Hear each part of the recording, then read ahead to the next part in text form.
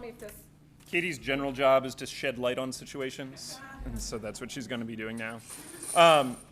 Katie and I are going to come up, and we're going to move back and forth a little bit between her talking and me talking, and you guys doing some activities, and we're going to start to try and dig into a little more what being audience-centered looks like in the Park Service. And that's going to be some stuff before lunch, and it's going to carry then over into the experience at the Durham after lunch, too. So it's going to, a couple of pieces here. I'm going to start right now just briefly taking some time to pile on to all the wonderful things that Lois said and that were happening earlier. If we can get Julia back up on her soapbox, that's a good thing. I enjoy that. I'm always inspired by it. So the sites of conscience are a network of, is this not working anymore? Hey, look at that. Awesome. So we're more than 200 sites, parks, museums, places of memory around the world in more than 55 countries. And what brings all of these places together is an interest in doing this work, a belief that these places have a crucial role in making their societies more just, more democratic, and more healthy. And as we think about doing this, right, the home office, all 10 of us who work there, is in New York. And so we bump into all kinds of other human rights people working around the world. And they often ask us, one of the questions that comes up in human rights work, as people look at these massive challenges, and they go like, where do you start? How do we do this? How do you begin? What is your way forward? What's your path that you choose? And for us, the thing that grounds us, the thing that gives us the way forward is the place. It's the site. And that's something that being in the Park Service, you all understand intimately. Standing at the top of the Grand Canyon or at the base of the Statue of Liberty, you are in a different place. We are called on to be different people. The best parts of our behavior come out in those moments. And so when we think about how to move forward in the world, how to take on these challenges, it is about being places that take this on and using the power of these places to unlock the potential in our societies. So I want to pick up on what Lois was talking about and look at just a few ways. I'm going to give you a few more examples, because examples are always good, of ways people are doing this work around the world. Okay. This idea of building more just, more democratic societies through places. Right. And so this is Perm 36 in Russia. It's was a gulag during the Stalinist era. And there they take on the questions of totalitarianism, of justice, and what has happened to that particular culture. Run by folks who were imprisoned there. And one of the ways that they've tried to build a more healthy society is by having that as a place for conversation. Lois talked about this. Bringing together people who seem intractably far apart. So Perm 36 brought together prison guards and prisoners to meet each other, to find out why they were on the other side of those bars from each other, what choices, what circumstances in life brought them there, and expand their understanding of who those people were. Perm 36, when I think about Julia's piece before, about what are you grateful for? One of our challenges with Perm 36 right now is that they were doing good work. They were having an effect. These things that they were doing, these conversations, they were threatening to a world superpower. Their programs there were so threatening that the government seized the site and drove them out. And they've had to move their work online. But in some ways, I think about what one of our members who was a survivor of torture in North Africa says. He says, when I see torture, I am not afraid. When I see torture, I see hope. I see people standing up. I see resistance. I see people making change. So when I see them driven out, that to me says that a dictatorship can fear a museum. And what we can do can make the powerful tremble.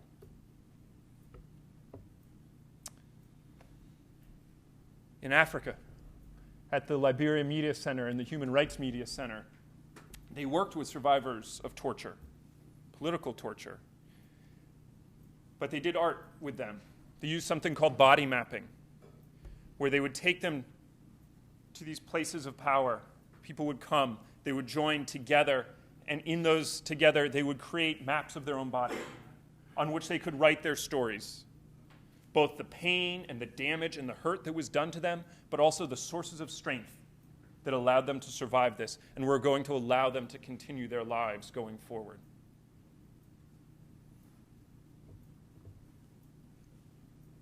Healing through remembering in Ireland, where they do it through exhibits.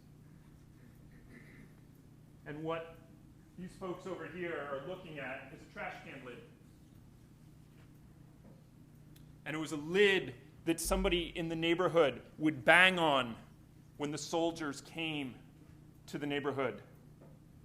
And they would warn everyone, the soldiers are here, the soldiers are here, the soldiers are here.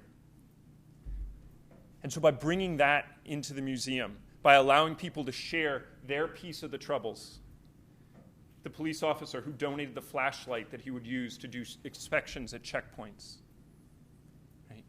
The milkman who wondered about the bottles that he would deliver in the morning if they would be used to make bombs in the afternoon.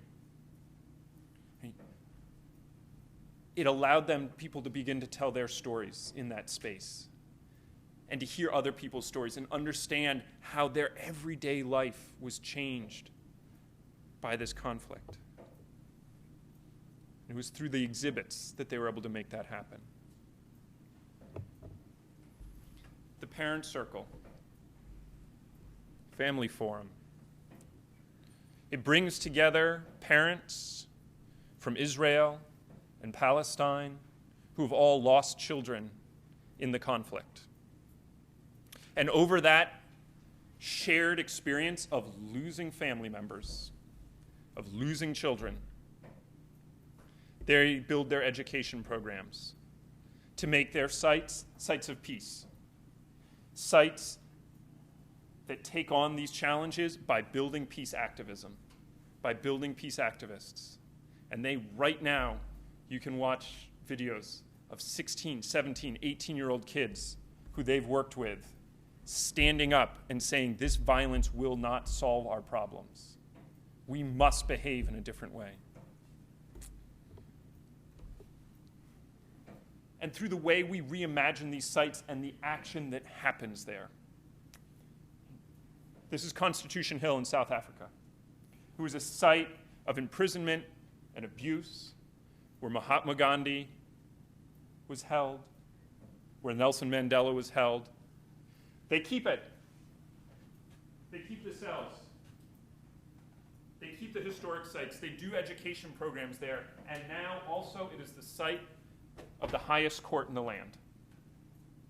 And what better place to have that court? What better way to take a place that is full of pain and suffering and turn it into building a more just future? But they save the historic portion. They save the education portion because to have that justice, they need to remember that past. And so one of the threads that runs through all of this, and that you keep hearing time and time again this morning, is listening and hearing other people. And one of the ways we do this in the coalition is through facilitated dialogue. And that's a word and a name that a lot of you have heard and a lot of you have done some work around, which is great. And Perm 36 is a wonderful example of making that happen. And we're going to talk a little bit more about dialogue going forward. Katie's going to dive a little bit more into all of that in just a bit. In short, what dialogue is, for folks who may not have had exposure yet, is it's a structured way of bringing together the knowledge and experience of people with the power of a place to jointly go someplace we could never get to on our own, standing in our own worlds. And so as we think about why we're doing this audience-centered work, I want to do one more math experiment with you. I know we did math earlier, but we're going to do one more piece of math. We just finished fiscal year 15, right? What was the visitation to the Park Service this year?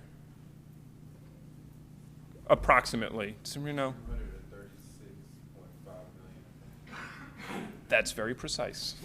It almost always tracks the population of the United States. All right. What's the population of the U.S. now? Is it 250? All right. Can we round that up to like 250? That's easier for me to do in front of you.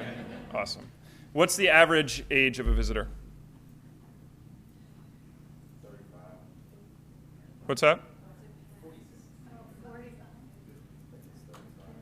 How about we go with 40?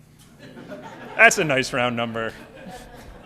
Math was not my strongest place. So I will now attempt the death-defying feat of doing multiplication in front of you. So 250 million times 40 is what, 10 billion? Yeah. Is that right? All right. That means every year, this last year, 10 billion years of human life experience visited the national parks. It's a lot. I know we got up to like 500 before between all of us. But there were 10 billion that came and visited us. There's real value in that. There's real power in that. And that's one of the things that makes us special. How many other places in the world are going to bring together 250 million people who are coming, seeking something outside of themselves? McDonald's, food. Food does bring people together. It makes me think of Hull House in Chicago, where they use a program where you can come and get a free bowl of soup and a free piece of bread. And it's all volunteer created. And that's great. Everybody comes in. And so they get folks off the street who can't afford a bowl of soup, and they get people coming out of college, the college right near store, and they get people out of the hospital who are on lunch break. But the question they're going to ask you, the price you pay for that free bowl of soup is, hey, these tomatoes cost $2.50 per pound. You'd need to pay another $2 a pound to pay the people who picked them a living wage. You willing to do that? So yes, food brings us together. Places bring us together. We gather over these. Within your sites, there are places that will naturally want to bring people together there. And so I'm going to toss it to Katie here in just a second. We're going to dive into what these, a little more some of the skills of this. But the last piece before we do that is we're going to be talking a lot over the next couple days about goal setting. I know that's coming up, how we set goals. And it's come up with Julia, it's come up with Lois. And what I would say, the biggest theme that connects all of these sites that we work with around the world is that when they set goals, the problems they are trying to solve are not just their problems. As we look at the next century of the National Park Service, when we arrive and start planning for our third century and we look back, our greatest achievement should not be having simply made it through our second century. If we look back and the problems that we have solved are solely our own, we will have missed our greatest opportunity. What outside of ourselves can we help? Who else out in the world can we help move forward? Often we think of our greatest challenge as relevancy. How do we make it? Because we need to. But I tell you, the path to relevancy is not to aim at it. When we aim at relevancy, we will inevitably miss. Relevancy is not an end goal. Relevancy is a byproduct of doing good work for and with our citizens that touches on their dreams, on their hopes, on their needs, on their challenges. It is when we do good work for others that we make relevancy happen. And our charge to care for our resources is an awesome one and an important one and one we cannot fail. But a duty of care to our resources does not alleviate our duty of care to society. Our passion for our sites must be matched by an equal compassion for the world outside of them. Only when those two things are harnessed together will we both know the way forward and where we are trying to go. And the world needs our compassion right now. It needs our sights, and it needs it badly. It is a big world, and it is a world full of challenges, but there is good news. We have the most amazing places. We have places of awe-inspiring power. Places that will make you cry, places that will make you believe that you can get up and run through a brick wall. We have places that can help our societies take on the biggest challenges that we have right now. Ones that seem insurmountable, but standing in our places, standing at our sites, those challenges can become doable. Furthermore, it is only when we set our sights on those biggest of challenges, not just ours, but our society's biggest challenges, that we will ever fully understand our own relevance, our own power, or truly come to understand the soul that animates our places.